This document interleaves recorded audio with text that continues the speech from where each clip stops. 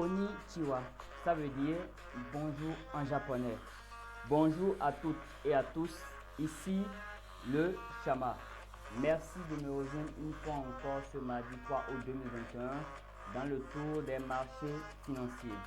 Aujourd'hui, je vais parler de deux choses spécifiques. En plus de mon concept de trading, à savoir les cycles des marchés financiers et le pourquoi la majorité des personnes échouent en trading. Comme d'habitude, commençons par les nouvelles économiques. Étant donné qu'elles vont défiler, je ne vais pas parler spécifiquement ou discourir à propos. Mon concept de trading tourne autour de 3 points fondamentaux, à savoir prédire, anticiper et réagir. Prédire, c'est quoi? C'est pouvoir déterminer ce qu'on appelle en anglais des market structure, la direction du marché. Anticiper, c'est pouvoir repérer une zone d'intérêt, ce que j'appelle plus dans mes vidéos le order block. Et enfin, anticiper, réagir plutôt, c'est pouvoir savoir les conditions sous lesquelles je vais prendre ou non ce trade.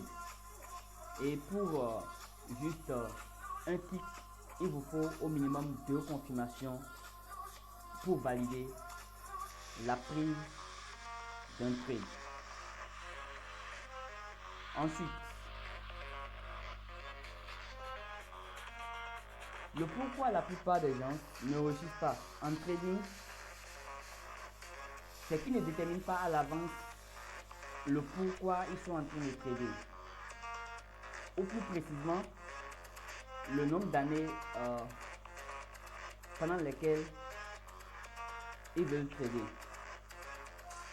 Est-ce que vous voulez trader pendant 3 mois, pendant 6 mois, pendant 1 an, pendant 5 ans, pendant 10 ans, pendant 20 ans? À vous de le décider. Et selon votre choix, vous allez chercher les informations pouvant vous permettre de rester aussi longtemps sur le marché. À savoir, quels sont les intervenants du marché du Forex? Quels sont les intervenants du marché du Forex? Parce que, qu'est-ce qui fait que la plupart des stratégies, la plupart des systèmes, la plupart des choses que votre mentor vous a racontées ont marché pendant un moment et ça a cessé de marcher? Raison unique. Je dis bien raison unique. Toute personne qui pense qu'il y a une autre raison peut me DM et on va en discuter. Raison unique, c'est que vous ne connaissez pas tous les intervenants du marché financier. Donc, votre stratégie, votre système ou vos tactiques marcheront tant que le comportement des personnes autour desquelles ils ont été conçus resteront les seuls présents sur le marché. Dès qu'il y aura des personnes supplémentaires dont les comportements diffèrent des autres qui entreront dans le marché, votre stratégie, votre système, vos tactiques conçues ne marcheront plus. Est-ce qu'on se comprend?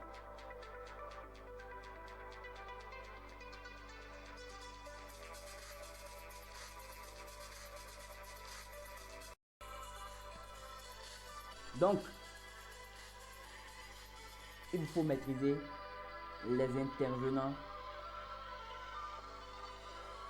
du marché financier ou, pour faire plus précis et plus spécial, les intervenants de la paire ou des paires que vous tradez.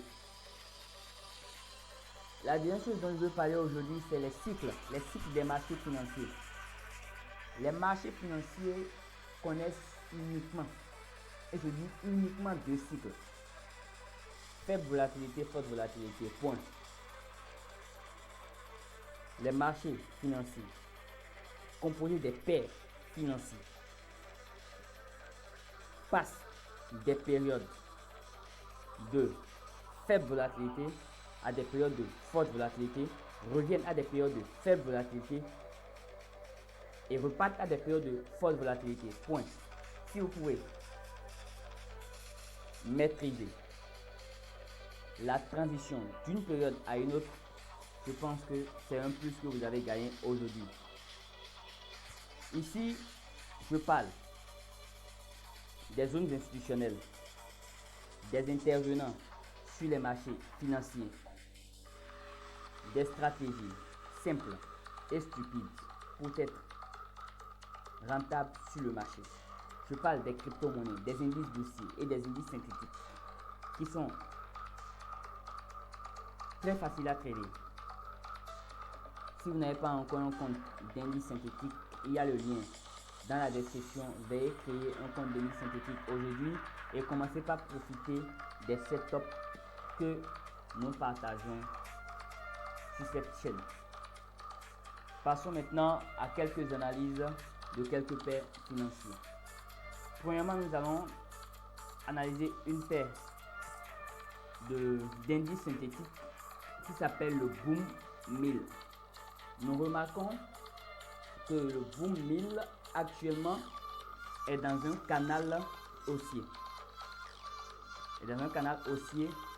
Mais dans ce canal haussier est dans un mouvement baissier. Donc nous allons simplement attendre le retest de ce Oda Block, cette zone d'intérêt, et prendre le trade probablement vers le bas de ce canal là. Après ça, nous allons parler d'une paire de forex, l'une des paires les plus faciles à trader aussi d'ailleurs. GBP USD, Euro USD, AUD USD et USD JPY. Ce sont les 4 paires de forex les plus faciles à trader. Si vous êtes débutant, je vous conseille de passer plus de temps sur ces paires. Donc ici, nous allons simplement attendre le retest de ce Oda Block et aussi attendre une confluence, on appelle ça confluence, une harmonie avec cette zone de Fibonacci et pouvoir prendre le trade vers l'euro. Merci. Ensuite, l'or qui se retrouve spécialement dans un canal, dans un triangle plutôt haussier.